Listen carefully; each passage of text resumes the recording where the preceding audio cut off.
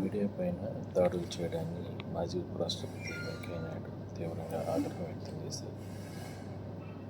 చూడాలి రైట్ పైన పోస్ట్ చేస్తారు.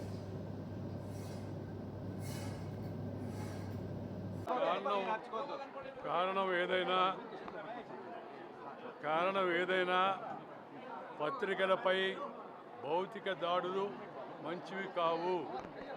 ఏదైనా అభ్యంతరకరమైన విషయం ఉన్నప్పుడు తప్పనిసరిగా దానికి నిరసన తెలియజేయవచ్చు ప్రశాంతంగా. అలాగే చట్టపరమైన చర్యలు తీసుకోవచ్చు. కానీ భౌతిక దాడులకు పాల్పడడం ఎవరికి మంచిది కాదు. నేను రాజకీయాల్లో లేను, పార్టీల గురించి నేను మాట్లాడడం లేదు. కానీ సమాజంలో ప్రతి ఒక్కరు కూడా పత్రికల పట్ల గౌరవం ప్రకటించాలి. పత్రికల్లో ఏదన్నా అసత్యమైన వార్త వస్తే లేదా ఏదన్నా మనల్ని అవమానపరిచే యొక్క వ్యాఖ్యలు వచ్చినప్పుడు వాటిని తప్పనిసరిగా ఖండించే అధికారం మనకి ప్రజాస్వామ్యంలో ఉంది. ఖండించడం శాంతియుతంగా.